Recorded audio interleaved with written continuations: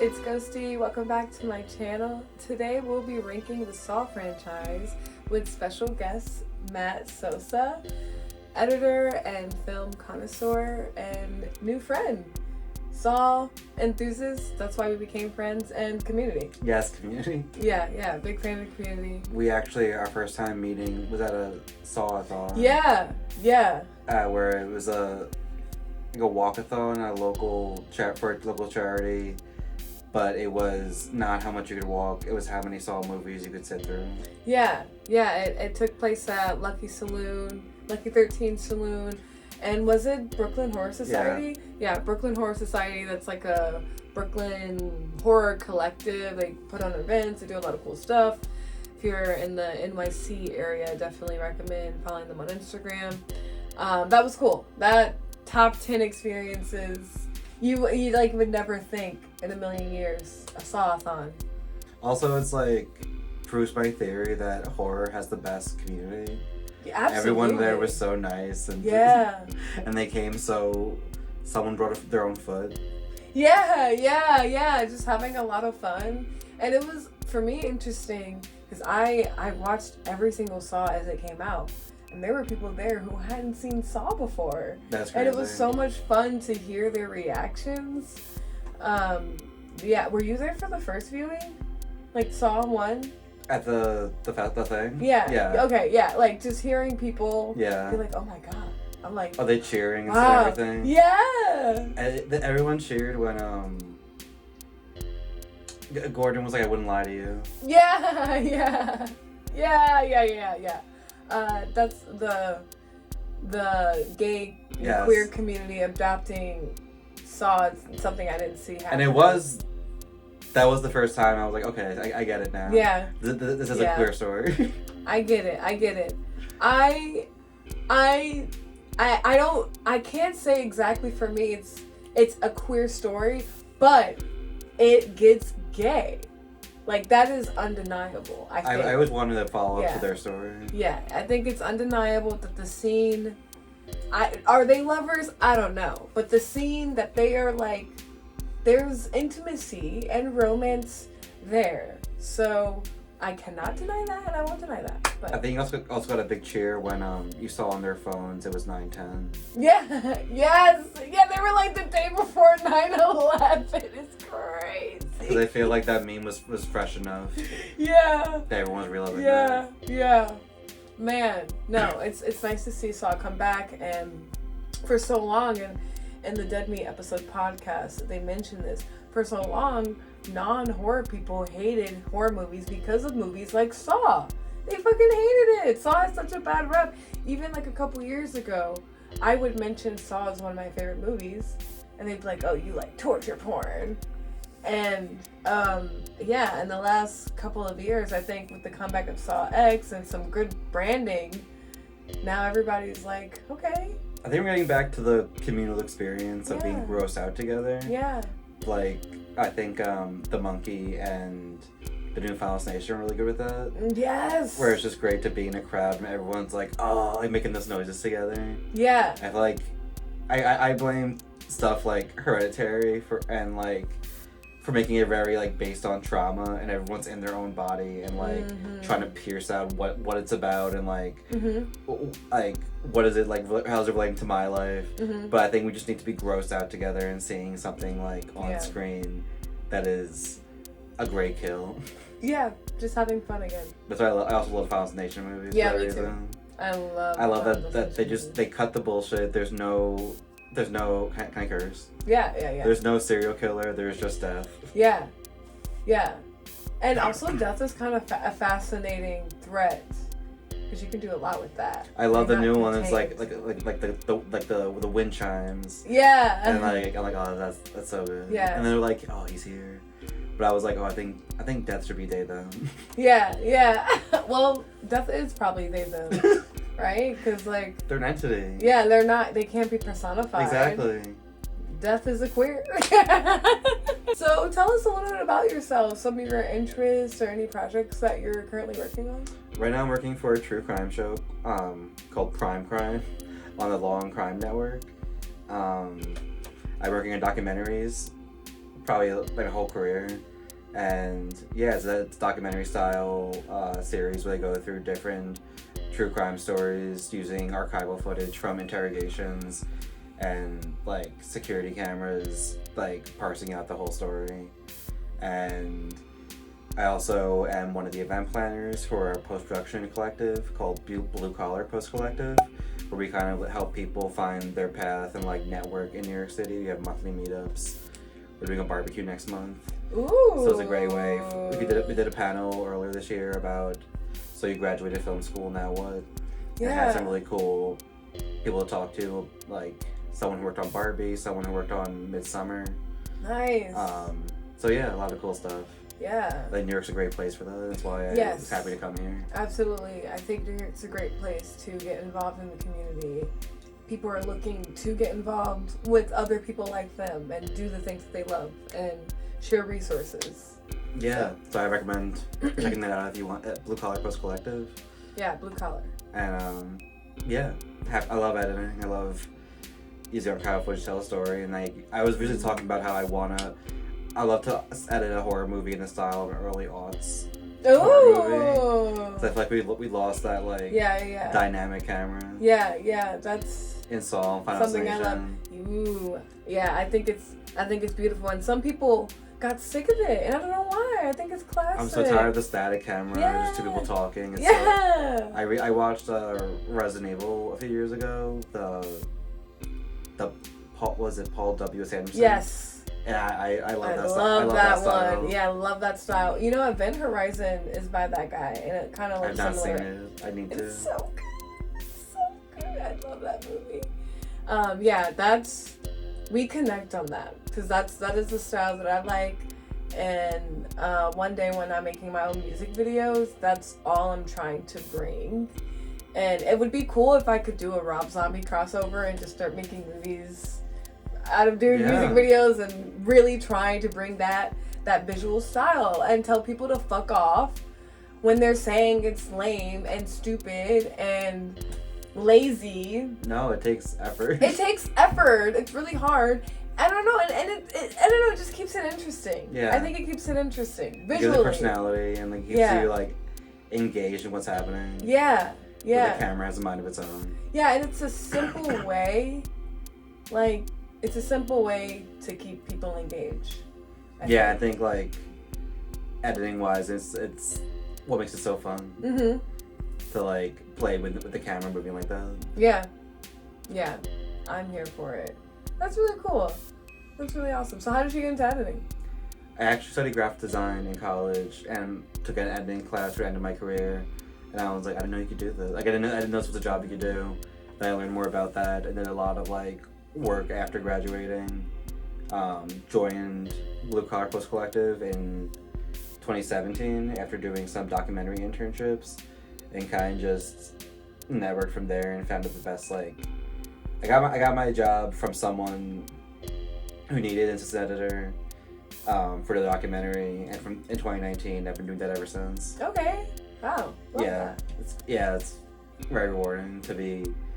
I feel like I grew up thinking all documentaries were about serial killers, which is also fun, but when I found documentaries about like inspiring people that I wanted to work on, and I was like, oh, I want to do this. I want to tell good stories. Yeah. Worked on one earlier this year called The Librarians. So at the Sundance, about book banning in the South. Nice. And how that affects librarians who have to deal with those books. Yeah. Wow. Yeah. I think there's a lot of good stories out there to sell. Yeah. And there's Yeah, I like documentaries. I think it's an underrated genre. Yeah. Yeah, because you can do so much with the documentary. And some of the best filmmaking, I think, comes through documentarians. Yeah. Yeah. Anya Zarda's documentaries were the ones that inspired me.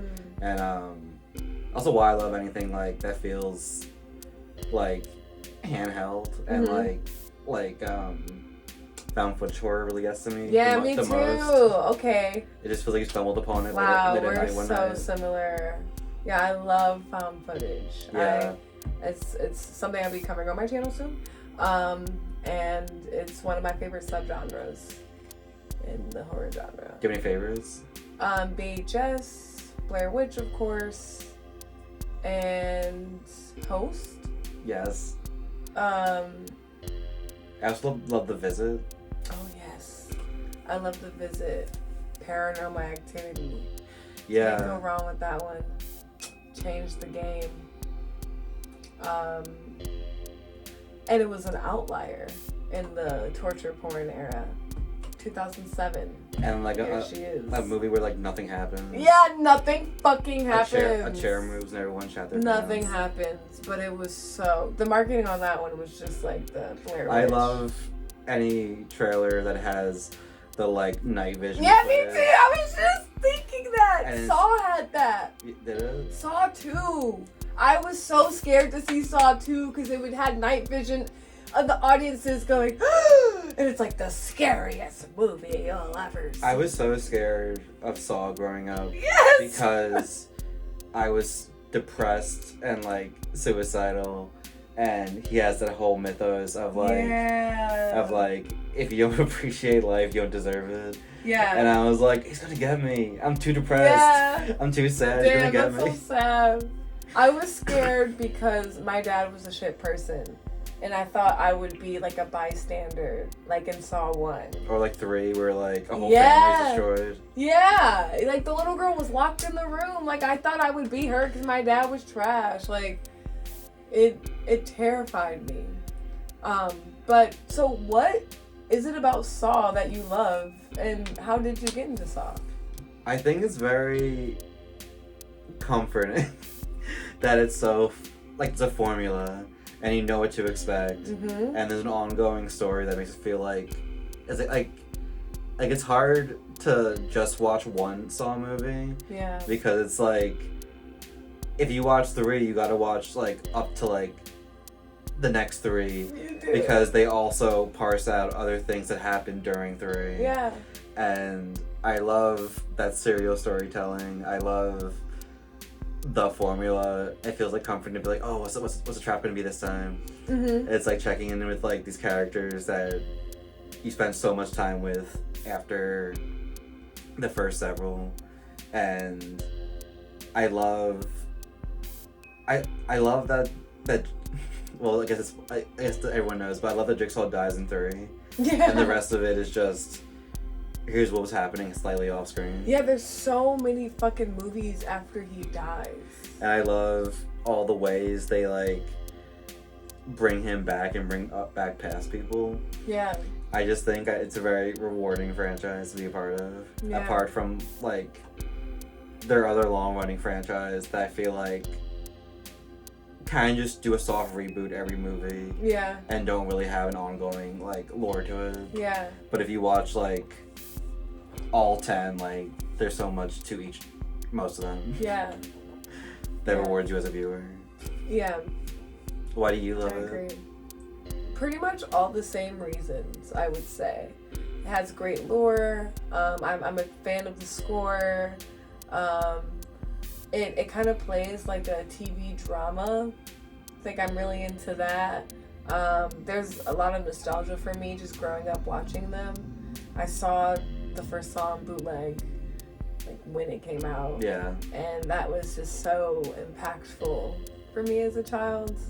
And like as far as my love for horror, that was like my mid-time stamp. It was like my earlier movies being Resident Evil, Final Destination, Cujo, Out of Stephen King, and that was like, oh, I love horror. And then Saw came out and it's like, oh, I'm a horror girl. Like I love horror. And then in, you know, the later years it was like the Conjuring movies and Purge, and that's when I was like, okay, I'm really a horror fanatic.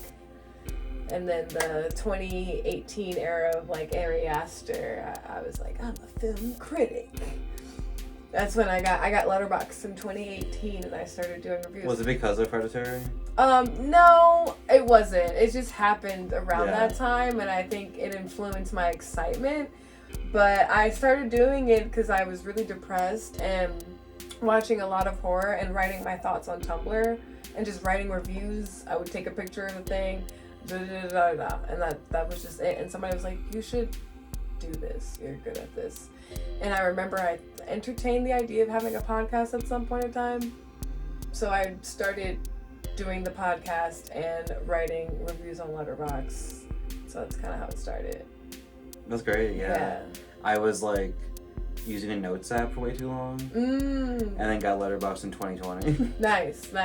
I literally Googled, because I would handwrite down, because I love keeping lists. Yeah. So I would write down all the movies I watched. I just wanted a list of keeping track of the movies I watched. And I Googled it. I was like, there's gotta be something like my anime list for movies. And Letterboxd popped up. I always say Goodreads for movies, but I love using my anime list as a touchstone for that. Oh yeah, my anime list, and then the Goodreads. I forgot about Goodreads. Yeah, that's another one. Yeah. I love the list. I'm a list girly. Yeah, same. Yeah. Gotta have the list. I love a list, but also hate being like, oh, well, this one's only slightly better than this one. Yeah, it's hard. In my world, no one... I hate putting up two beautiful things against each other. Yeah, I try to, like, really break it down to my personal attachments. Because it's like, that's the only way you can do rankings. Exactly. Because it's so hard otherwise. You can't put two things against each other. You really can't. I mean, it's like, oh, my favorite, like, 150 best, like, favorite movies. And I'm like, well, they're all, like, an inch apart. Yeah. Like, my love for Halloween is the same as my love for Carrie is the same for my love for Saw. Like, masterpieces. Yeah. So we'll be starting with our least favorite, or whichever one is in last place. You should go first. This first time. I'm very curious if we have the same one. Yeah. Yeah, I don't find anything really redeeming about this one. It's a Spiral. Yeah, that's my last one too. Yeah, I feel like there are things like about it. I guess what I mean is I was hopeful. I saw it not in theaters, and after I heard all the bad stuff, and I liked that someone was inspired to return to this, and it was kind of like a police procedural kind of from the look of it. And then I heard Jigsaw's new voice, and I was like, oh no. Yeah. They ruined terrible. like the most terrifying thing about. Why would they fucking do that? Because like the tape and everything is so iconic, and then they bring in this pedophile's voice. Yeah. I mean, there's some things I like about Spiral visually. I think that it achieves that sweltering heat look. And yeah, that's about it. Everything else sucks. I kind of would like if they brought back some other bigger names for the movies. Yeah. Because it's fun to see them in traps. Yeah, I thought the traps in Spiral were mid. I don't like how it's so different from the other movies. I know that it's supposed to be, but it just didn't need to exist. And Chris Rock's comedy made the film worse. It did not add to the film at all. All the good stuff about the film had nothing to do with him. Yeah. It was Darren's directing that kept that movie good for me. Like, he knows how to frame a movie. And, make it look nasty and gnarly. And there's a lot of good, cool stuff that looked good in that movie. But it's not for me. It's not for me. It was predictable. It was. And yeah, the voice is just, ooh.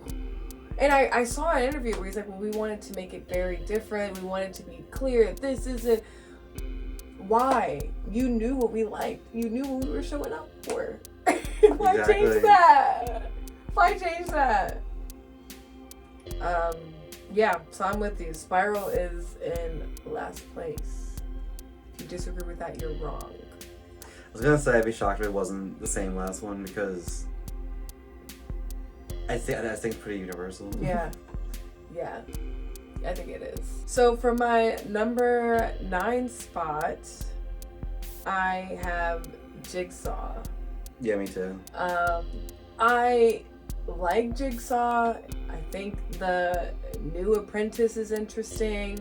It tries with the plot.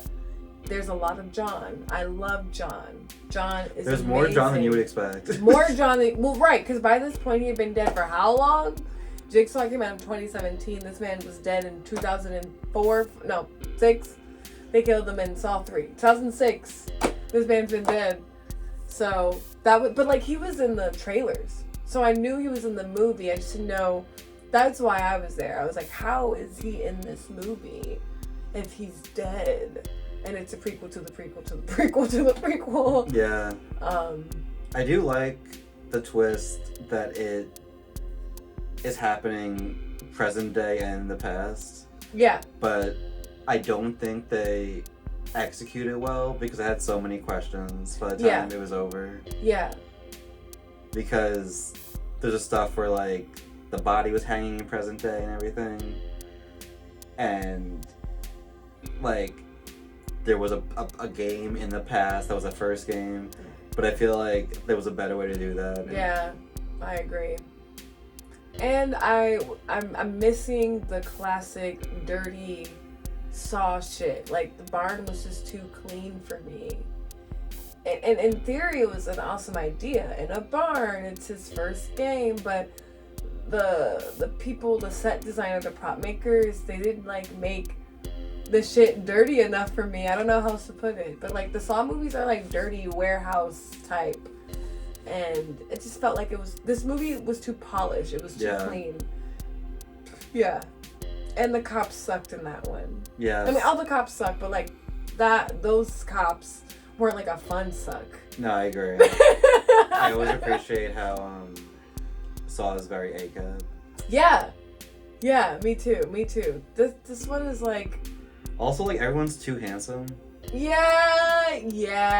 Everyone's too, like, it's like CW Saw. Yeah. Especially with the Eleanor character. Yes. Like, the hot, smart chick. Yes. I also feel this way about the main protege, I guess. You find out he trained. Yeah. Wait, who? The one who walks out of the laser. Oh, yeah. What's his name again? I don't remember. Yeah, exactly. I don't remember. I thought he was like... I was like... We go from all the cops in the previous one to this. Yeah, no, I'm not a fan of Jigsaw. It's fine, but not a fan. That was my first Saw in theaters. It was kind of disappointing. Your first Saw in theaters? Mm-hmm. That's crazy. Because I was a kid for all the other Saws. I only watched them in DVDs. And when was it, like 2011? 2017. Oh, yeah. I was in my junior year of college. That is crazy. That was the year of bringing back things too polished. Yeah, it was. Why? Yeah, there was a lot of that going on. Maybe it was like the Marvel era of stuff. Yeah, I think so. Yeah. Because that's when I'm trying to think when we got that really bad Final in the Station movie. Because they had a lot of similar things going on. 2011 was when 2010 was when the 3D one came out. 5? 11 is when 5 came out. Oh, okay. But 4 is the really bad one. That came out in 2010. Oh, 4 is bad one, you're right. Yeah, that came out in 2010. They came out the same year as Saw 3D. That's really funny. Yeah, isn't that crazy? Oh, rough. So what's your number 8 spot? The final chapter. Oh, okay. Is that the one also named for Saw 3D? Yeah, Saw 3D, the final chapter. Okay, yeah. Should I just say why, or do you want to say? Mine is different, so go ahead. Yeah. I think there's promise, but I think it's also a lot of underutilized elements.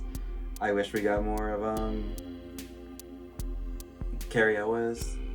Oh, okay, yeah. And I feel like all that comes late in the game. Okay. And even by then, he comes back with his janky ass accent. Yeah.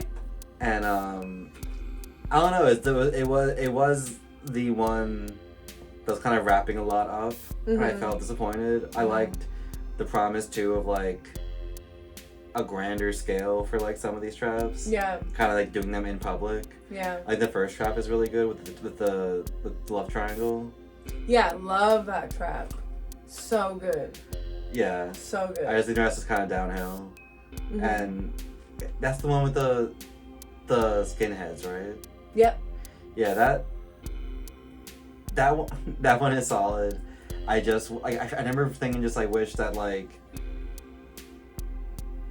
there was just like I don't know. I love seeing skinheads get killed. Yeah. I wish there was more chance of like because you kind of always want them to get out. Yeah. So that was my beef with that one. Heard. Okay. But your overall is really uncompelled by it. Okay. I'll get into some of the things that I like about it because it's a little bit higher. It's really interesting because it's like I love it when this happens, when people say I don't like it because of these things, and I'm like I like it because of those things. That's which ones? The things that you're saying about the movie, that the reason why you don't like them. So you like? I love the traps, and this Carrie cameo is enough for me. Okay. Yeah, but I'll when I get into it, I'll get more into it. But my number 8 spot is Saw 5. I think all the Hoffman, as much as I love Hoffman and the exposition is interesting, it takes up so much space in the film, it makes it boring for me. And I think that the game is predictable. Their connection, like as far as like the story that ties them together is interesting, and these characters are interesting enough. They're distinct enough, but I think like the Saw 5 games are kind of like lame. Can you say more about Saw 5? 'Cause I think 4 and 5 yes, get muddled for me. Saw 5 is the one where they have the collars. It's similar to Jigsaw. They all have the collars, and they think that they have to fight for the one, okay. But then they have to work together. It was just so predictable for me. It didn't land. I really like that. Okay, I like that one a lot. Yeah. I like the end, like kind of twist of they should have worked together, and I like the ones where you also just get a straight up game, because I feel like a lot of them there's like a caveat where it's like there's someone in the game who has an upper hand, or there's like kind of like one person going through a game. Okay. So I like when you just get like a straight up like they need to figure this out together. Yeah, similar to. And I feel like there's like some later sequels where you get that. Yeah. Yeah. I do. Yeah, the plot twist isn't bad. I just felt like it was so predictable, and I'm always so bored with Saw 5. I don't know why. I like that by 5 though, because you're like, as a viewer, you're like, yeah, fuck the guy who did this. Yeah. That brings me to Saw 4. Oh, that's your 7th spot, Saw 4. Okay. I just think it's very just forgettable after Saw 3, which I feel like I loved the build-up of that story in Saw 3, and then Saw 4 is kind of like, okay, is this what we're doing? Was it higher in your list? Yeah, Saw 4 is a little bit higher. In my number 7 spot, it's Saw 7, the final chapter. Like I said, I love the Carrie cameo. All the traps in this just are so fucking good to me. I'm not a huge fan of the plot, and I don't like that his wife gets killed, and that's not fun. I do think the movie is boring. That's why it's not up high on my list. But I have a lot of fun with that one. I also think it's funny that Jigsaw's like coming for a guy. Like there's a whole man that's out here pretending to be in a saw trap because I wrote down like the public, like him becoming a public figure, Jigsaw becoming a public figure is that was just fun for me. I guess I just felt like a lot of unfulfilled promises. I guess I don't know. I had a lot of potential. I guess. Okay, for me. You wanted more of that. Yeah. Yeah, because I thought like the publicification or whatever the fuck. There's like 3 different good ideas in that movie. I agree. I could see that. Yeah, because that's fun for me. Like John, it kind of like made Saw feel more real. I don't know. You're kind of selling me now. Him becoming the. But like, yeah, that's what it is. Now I'm gonna go in and be like, oh, this is gonna be good this time. Yeah. Yeah, it's just like him becoming this, what is the word? Like almost like celebrity in culture. And they're playing on that. I do like that. I like yeah, that. That's the one with the flashback, right? Where he goes for the book signing. Yeah. Yeah, the one who's wearing the backwards cap. Yeah. So yeah, that's why it's a little bit higher, but I get why people don't fuck with it. I feel like, yeah, okay. Yeah. So next on my list is Saw 6. Now this isn't to say I don't like Saw 6. I love Saw 6. I think from here out, I really like the rest of these. Yeah. Yeah, the rest of these are like love, like absolutely love. I love Saw 6. It's just like on the bottom of the ones that I love. I think the traps are fun. I'm a fan of a person going through a series of traps, them being tested. I do think that's. So I like those. Do you think 3 is the best version of that? I love 3. Okay. I eat 3 up. I love her so much. Yeah, so Saw 6, having a lot of fun with that one. Ahead of its time with the insurance company. I know. Coming for the insurance healthcare industry, period. That's like the crux of his whole story, too. Yeah. Yes. Like the meatiest one, I think. Yeah, I don't know if they realized what they were fucking doing. I don't know if they were like, maybe. And they kind of like dip back to that in X. I agree. I was just thinking that. Like, they definitely circle back to people preying on the sick. The sick is vulnerable. And him getting revenge, because that's our boy. So yeah, that's why I love 6. What about you? What's in this spot for you? So we're at 5. Oh, okay. And I like I said, I really like the just the main game is really good to me. Mm-hmm. I love the way that kind of comes around. I always think about like that one actually taught me something. I think where it's like, okay, I should try and work with other people. Like I shouldn't assume they're out to get me. I'm here for it. That's a great moral. Because that like blood ending. Mm-hmm. You have to fill the jar. Ooh, it's hard to watch. That's one thing I do love about Saw 5. It's hard. That's also the one where I think about that trap and I'm like, I keep being like, I think I could have done this better. Because they go for like this to cut. And I'm like, that's not the, you can find a way to. Yeah, there was something else. I put Saw 3. Okay. Cute.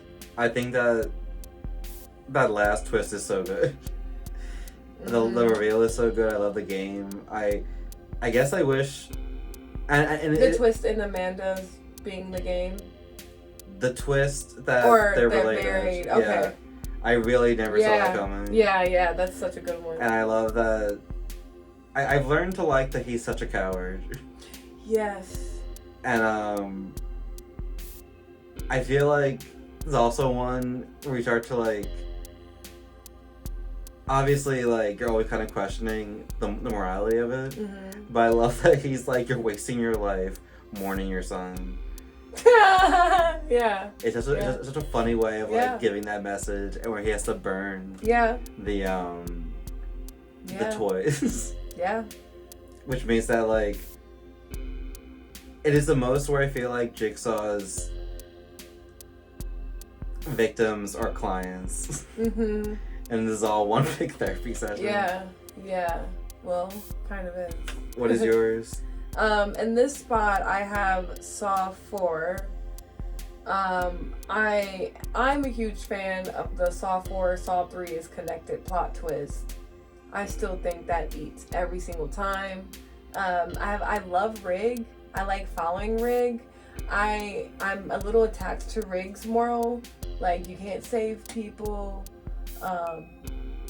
I'm a Captain Save-A-Ho resident, captain of the Captain Save-A-Ho club. So I think I relate to that. Just like, that's a good moral. There are people who are obsessed with like intervening and saving, and sometimes you can't. So, and like the grand moral of that movie, I like that one. And I think that's one that has fun traps for me too, with the rapist. And his arms getting pulled and stuff. The sex worker hair being pulled. Oh, and it has that crazy transition. The door closing? Where she like like runs through and the glass breaks and it transitions to like the cop place. Like I don't know. Like I know a lot of people don't like Saw 4, but I'm here for it. I'm here for it. Okay, so this is top 4. Yes. Top 4. In my 4th spot is Saw X. I think it's one of the best sequels/prequels. It's impressive in how they were able to bring the 2000s aesthetic, I think. That was such a good idea best. after Jigsaw. Yeah, such a good idea. Yeah, because Jigsaw's too fucking polished. Yeah. And Spiral tries, but it doesn't quite nail it. Mm-hmm. And I think this one gets it. So X is higher for me, but my beef with why it's not a lot higher is that it does the cardinal sin of all these that none of these movies do, I think, is that it's way too long. Oh, because it is long. It's around long. 2 hours. Yeah, it's long. And what I love about these movies is that like they're like 86 minutes, 90 minutes. This is long. I appreciate the buildup of the treatment center, but like by the time you get to like the nasty stuff, it's like I agree. Way too deep into it. I agree. And then you can get the tease of the poster, the X eyeballs, and it's a fake out. Yes. Oh, I hate it. That was my least favorite thing about Saw X. Yes. Like, there's no trap with that. Yes. I'm like, what the fuck? I showed up for the eyes getting sucked the fuck out.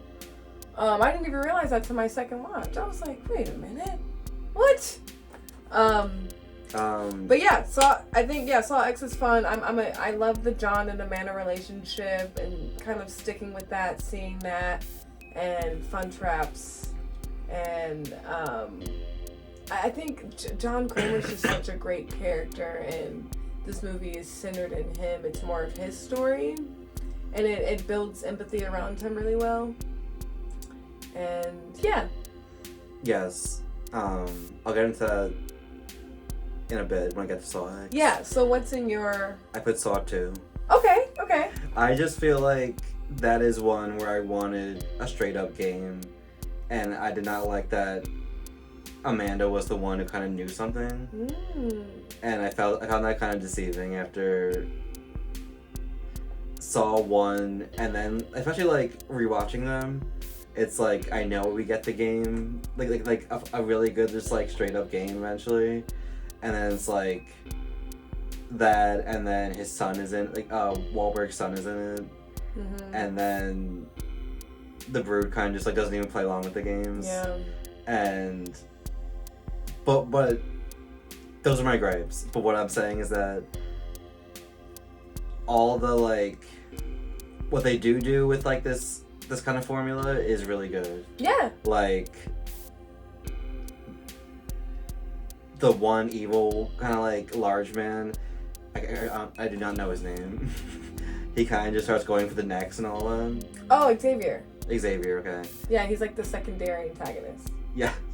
Or a secondary villain. He just like love him. Is cheating at the game. Yeah. And I feel like that would have been great a few ones down the line when we're more adjusted, but it was just like scary, but in a way that like I wish was built up to, I guess. But I do love I like the story of his son being in it. I like them returning to that bathroom eventually. Yes. Yeah, that was a good comeback. And I liked Amanda coming back and the idea of her being a successful client. Yeah. And the traps are good. I do love that one moron who just goes and puts her hands. Yes. Even Addison. though all signs point to that, like, why would you do that? Literally. And I always think about Amanda being thrown into the syringe. Needle pit. Yeah, that really hit something. Okay, next I have... you're number 3. Number 3, I have Saw X. Oh, okay. Yeah, so it was not that far off. I think it's a great comeback. I think it eventually gets great. I do like the beginning, of him just daydreaming, drawing the future traps. Like it just feels it feels like a Lifetime movie. Yeah, it does. Until or like a Hallmark movie until the kills start coming. I do there was something really funny about when he's just being drenched in like the goo at the end. It was just like very comical how long that went on. Yeah. But I did like him trying to save that child and how that worked. Yeah, the empathy. Him trying to like talk someone through the traps. Yeah. And like just like how well he knows these things. Showing this other side to John. Yes. And then they get away in the end, right? Yeah, and it's such a cute ending. I've heard that like the new sequel will be kind of a continuation of that. But I would love that. But we'll see. Yeah. My number 3 is Saw 3. I'm here for the melodrama of it all. And like in Saw X, the Amanda and John relationship. Like you said, the Lynn and Jeff plot twist. And I know people hate Jeff. I love Jeff. I'm with Jeff. I've experienced a lot of grief in my life, so I get it. And I think, like, using grief and letting go as a moral game, kind of here for it. It's kind of genius. Yes. Especially because it was affecting his other kid. He had a whole other kid. So, yeah, I love Saw 3. It's one of the Saw movies that is different from the other ones, but isn't bad. And it's still, like... It's like a part of it, but it doesn't, it's just, I think it's because it's just way more emotional than the other ones. But yeah, I like Saw 3. Yeah. Yeah, Saw 3 is, it's so funny because it's one of those that like works as a contained story, but also makes no sense without the first 3. Yeah. I do love the whole story of that family. Yeah. And how it's later added on to. My number 2 spot is Saw. That's mine also. It's cool, great. So yeah, I mean it's iconic. It changed the horror genre. It's an indie film doing big shit. It's impressive as far as an indie film, and I think it's great in everything. I'm just not as attached to it as my number 1 spot. But yeah, I don't really have anything against it. I don't think there's anything wrong. Like there's definitely flaws with it being a first installment, but it does so much, and it has these subtle camp moments that it actually takes a while, I think, for some people to like realize it, especially because it has such a image of being really gory. I think most people come in with that like scary, serious, gory lens. When you watch it a couple times and you realize it's not that bad, you're like, this shit is fucking goofy. Also, it's so funny when they added so many prequels to this franchise that you learn that he's done bigger traps before. Yeah. But for these 2 guys, he just puts a saw in the middle of them and ties them up. Yeah, especially because in Jigsaw there's this whole like blender shit thing, like and the budget was big. Yeah, there's no real game. Yeah, no. In Saw. No, it's just 2 guys. It feels like once you learn more about John Kramer, it does not make sense for his character to do this trap. Yeah. So I think they screwed themselves there a little bit. Yeah. But it's amazing. I love like how much they get out of that one room. I love all the camera work of like they think they got him by smoking the cigarette. I think it took me a while to like appreciate what happens outside of the room because Danny Glover's a big idiot. But that's kind of the point. Yeah. Because as soon as he shows up, he's dead. Yeah. And for me, that was a minus the first time because I was like, I wanted someone. But like, why spend so much time with him? But now I'm like, oh yeah, cops would do that. Yeah. And I loved John laying there the entire movie. Yeah. I loved all the family stuff because it's like, oh man, like he did fuck up. Yeah. But yeah, it's just so good. Yeah, I agree. I love it as like an indie movie where just like no budget, super smart, super good use of everything in this movie. Yeah, James Wan is a genius behind the camera, and he knows how to utilize a small budget. Mm-hmm. Yeah.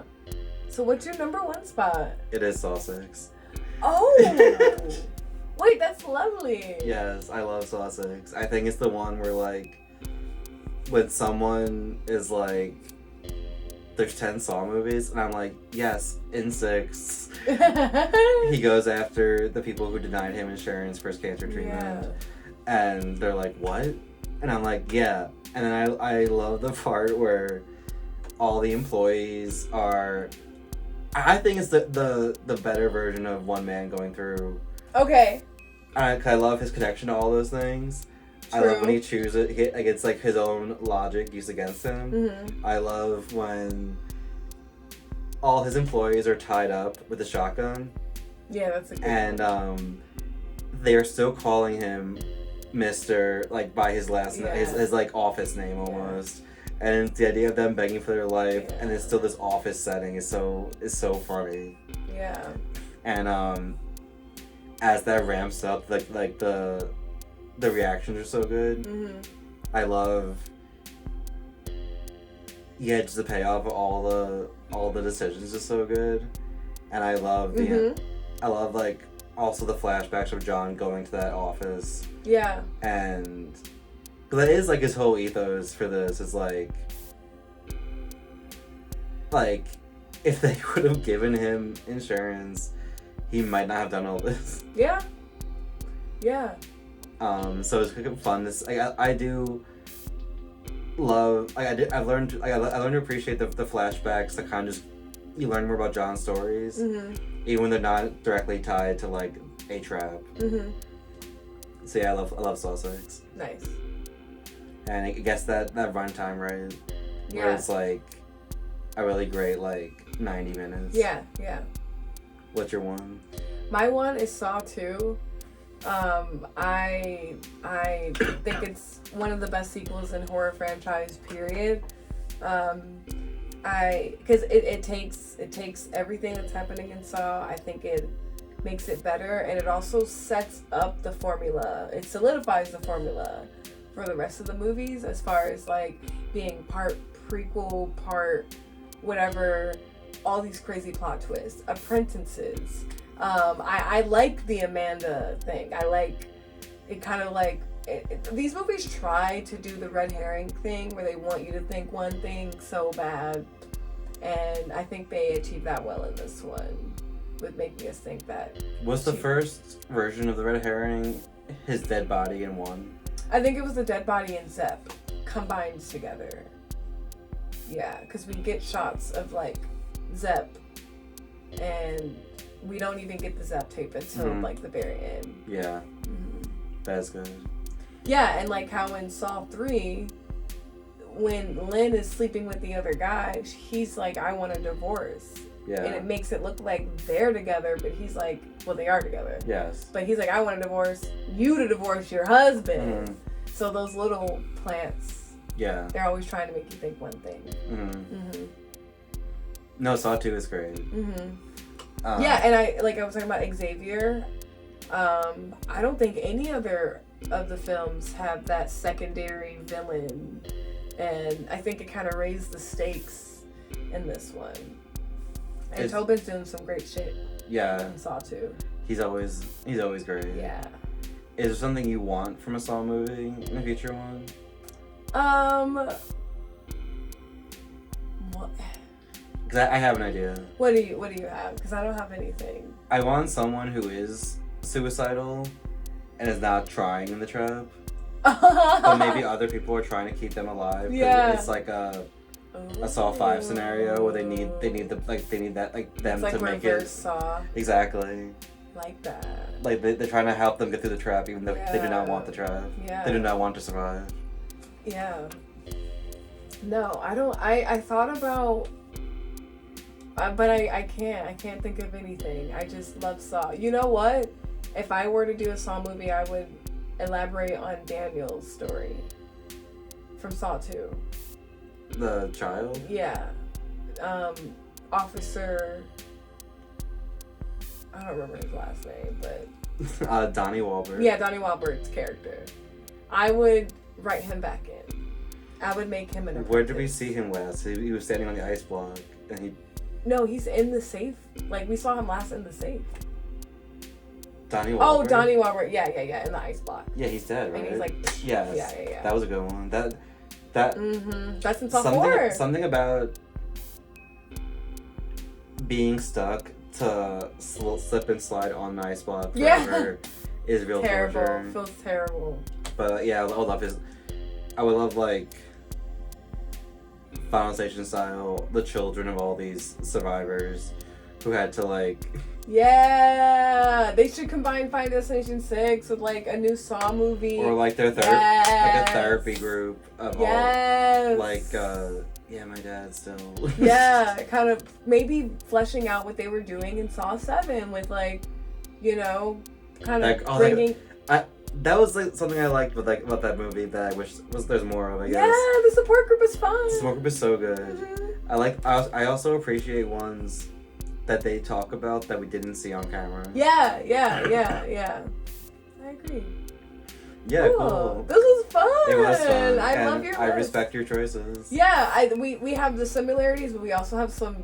I love when it's like I hate it for this reason, and you're like I love it for that reason. Yeah, Vice versa. No, it's perfect. This is great. I loved hearing your ideas, and it was nice chatting with you and getting to know some more about some of the work that you're doing and how you even fell into this work. It's cool. Yeah, it's just my advice is always just getting out there and going to events. Yes. It's how I found most of the work I do. Yeah, getting out, showing up for your community, that is the way to go.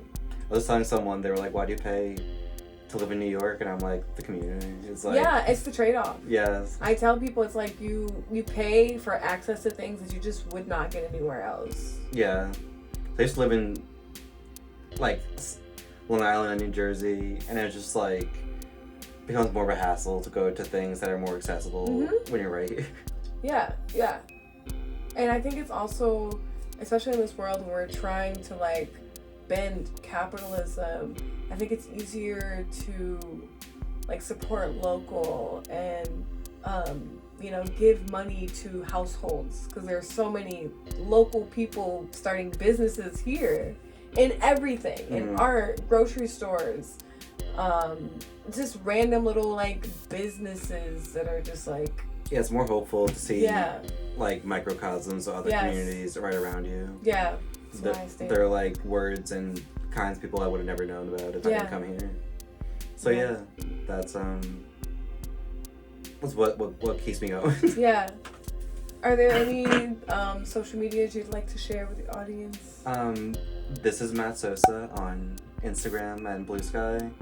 And if you're still on Facebook, that's where our larger Blue Collar Post Collective group is. People post post-production questions and thoughts and sometimes job postings depending on what's going on. So it's a great place to stay connected. Cool. And of course, you can follow me at Ghosdee on Instagram. I don't use Twitter anymore, but at Ghosdee _ and Letterboxd at Ghosdee. Oh yes, this is Matt Sosa on Letterboxd also. Yeah, fun. So I will see you guys in the next video. Bye.